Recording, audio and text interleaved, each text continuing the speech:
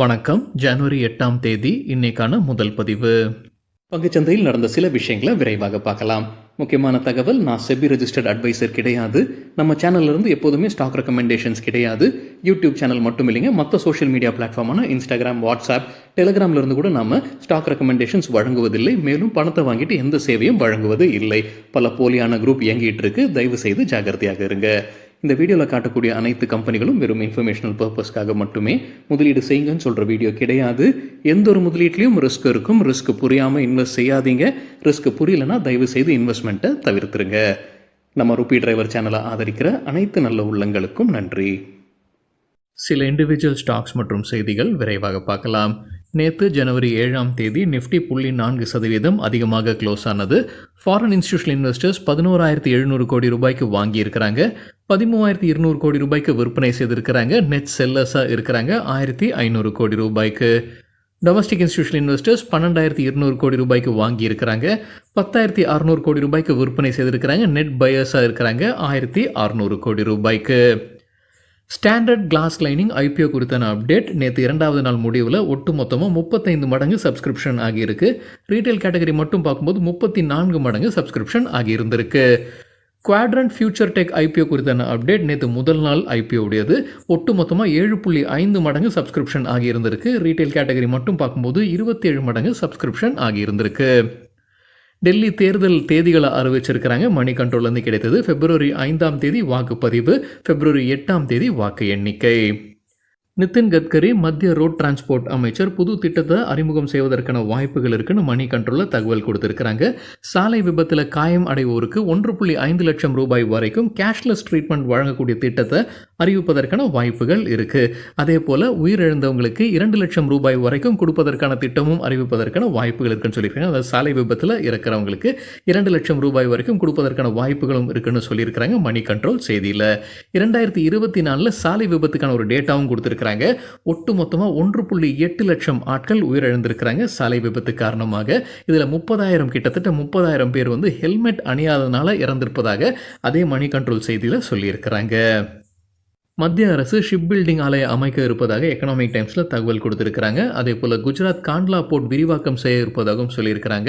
இரண்டிற்கும் சேர்த்து 47,000 கோடி ரூபாய்க்கான திட்டத்தை அறிவிப்பதற்கான வாய்ப்பு இருக்குன்னு எக்கனாமிக் டைம்ஸில் தகவல் கொடுத்துருக்கிறாங்க. இந்த ஷிப் பில்டிங் ஆலையுடைய உற்பத்தி திறன் ஆண்டு ஒன்றிற்கு புதிதான 32 கப்பல் உற்பத்தி செய்யக்கூடிய திறனில் இருக்கும், அல்லது 50 பழைய கப்பலை ரிப்பேர் செய்யக்கூடிய திறனில் இருக்கும்னு சொல்லியிருக்கிறாங்க எக்கனாமிக் டைம்ஸ் செய்தியில். ஜிண்டால் வேர்ல்டு வைட் போனஸ் அறிவிச்சிருக்கிறாங்க. 4 ஷேர்ஸ் போனஸாக கொடுக்குறாங்க, 1 ஷேர் வைத்திருந்தா. என்எஸ்சி 6 புது செக்யூரிட்டிஸ்க்கு எஃப்என்ஓ கான்ட்ராக்டை அறிமுகம் செய்கிறாங்க. ஜனவரி 31ஆம் தேதியிலிருந்து சிஎன்பிசி டிவி 8லேருந்து கிடைத்த தகவல். 6 ஸ்டாக்ஸுடைய பெயர்கள்: Castrol India, Gland Pharma, NBCC, Phoenix Mills, Solar Industries மற்றும் டாரண்ட் பவர். என்சிசி நேற்று 5% அதிகரித்தது. மணி கண்ட்ரோல் அதற்கு சொல்லியிருக்க முக்கிய காரணம் என்னென்னா, பெங்களூரு சப்பர்பன் ரயில் கிட்டேருந்து 500 கோடி ரூபாய் ஆர்டர் கிடச்சிருக்கு. இந்த செய்தி நம்ம நேற்று பார்த்துருந்தோங்க நம்ம வீடியோலும். அதான் முக்கிய காரணமாக சொல்லியிருக்கிறாங்க மணி கண்ட்ரோல் செய்தியில். சக்தி பம்ப்ஸ் நேற்று நல்லா பர்ஃபார்ம் பண்ணியிருப்பதாக மணி கண்ட்ரோல்லேருந்து கிடைத்த தகவல். 5% அப்பர் சர்க்கியூட்டை எட்டியிருக்கு. ஒரு அப்டேட்டும் இருக்குது கம்பெனி குறித்து. அவங்க ஃபண்ட் ரைசிங் பண்ணுறாங்க. குவாலிஃபைட் இன்ஸ்டிடியூஷனல் பிளேஸ்மெண்ட் வழியாக 400 கோடி ரூபாய் வரைக்கும் ஃபண்ட் ரைசிங் பண்ண இருக்கிறாங்க சக்தி பம்ப்ஸ்.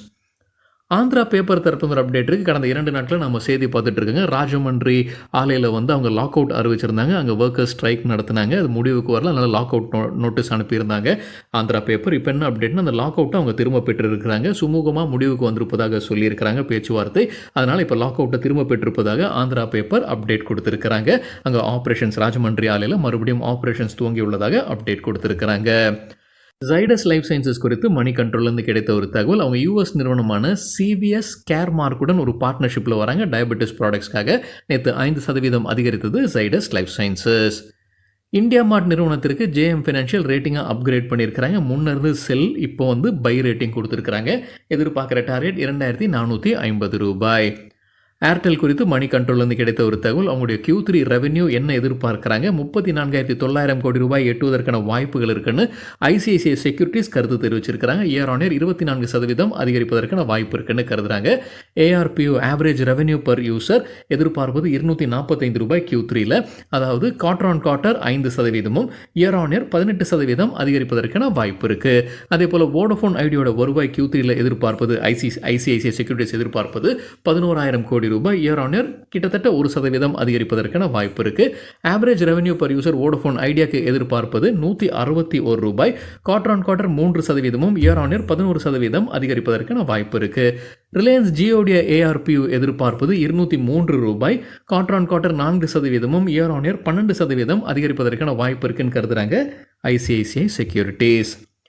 மொபிக்விக் குறித்து மணி கண்ட்ரோல்லேருந்து கிடைத்த தகவல், அவங்க Q2 டேட்டாவை வெளியிட்டிருக்கிறாங்க. Q2ங்க செப்டம்பர் குவார்டருடைய டேட்டாவை வெளியிட்டிருக்கிறாங்க. நஷ்டத்தில் இருக்கிறாங்க, 3.6 கோடி ரூபாய் நஷ்டத்தில் இருக்கிறாங்க. இது நேற்றே அப்டேட் கொடுத்துருந்துருக்காங்க கம்பெனி. நேற்று பாசிட்டிவாக தான் க்ளோஸ் ஆயிருக்குங்க. மொபிக்விக் என்ன மாதிரி சரி பார்க்க வேண்டும், அது க்ரீனில் தான் க்ளோஸ் ஆயிருந்ததுன்னு நினைக்கிறேன். ரெவென்யூ 291 கோடி ரூபாய், இயர் ஆன் இயர் 43% அதிகரித்தது. கிட்டெக்ஸ் கார்மெண்ட்ஸ் அவங்களுடைய போனஸ்க்கான ரெக்கார்ட் டேட் அறிவிச்சிருக்கிறாங்க ஜனவரி 17.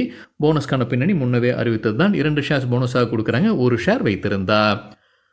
வாண்டேஜ் நாலேஜ் அகாடமி டிவிடெண்ட் அறிவிச்சிருக்கிறாங்க, 1 ஷேருக்கு 10 பைசா. அதற்குரிய ரெக்கார்ட் டேட் ஜனவரி 17.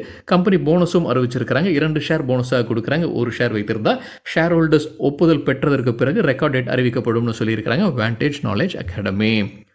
ஈடல்வைஸ் ஃபினான்ஷியல் சர்வீசஸ் தரப்பு அப்டேட் இருக்குது. அவங்க முன்னவே அறிவித்தது தான் non convertible debentures public issue வழியாக ஃபண்ட் ரைசிங் பண்ண போகிறதாக 1000 மில்லியன் ரூபாய் ஃபண்ட் ரைசிங் பண்ணுறாங்க. டிமாண்ட் கூடுதலாக இருக்கும் பட்சத்தில் 1000 மில்லியன் ரூபாய், ஸோ ஒட்டு மொத்தமாக 2000 மில்லியன் ரூபாய் வரைக்கும் ஃபண்ட் ரைசிங் பண்ணுவதற்கான வாய்ப்புகள் இருக்குது. அவங்க கொடுக்கக்கூடிய எஃபெக்டிவ் ஈல்டு இன்ட்ரெஸ்ட் வந்து 11% வரைக்கும். ஸோ ஒவ்வொரு டியூரேஷனும் ஒவ்வொரு இன்ட்ரெஸ்ட் ரேட், ஸோ ஆண்டுதோறும் அப் டு 11% கொடுக்குறாங்க. அவங்களுக்கு கிடைத்திருக்கிற கிரெடிட் ரேட்டிங் இதற்கு கிரைசில் கொடுத்திருப்பது A+, அவுட்லுக் நெகட்டிவ். எப்போ ஓப்பன் இந்த பப்ளிக் இஷ்யூ நான் கன்வெர்ட்டபிள் டிபெஞ்சர்ஸ் நேற்று ஓப்பன் ஆயிருக்கு ஜனவரி 7. ஜனவரி 20 முடிவுக்கு வருது. ஜெஃப்ரீஸ் கன்சியூமர் டியூரபிள் ஸ்டாக்ஸ்க்கு என்ன ரேட்டிங் கொடுத்துருக்காங்க, சிஎன்பிசி டிவி 18 கிடைத்தது.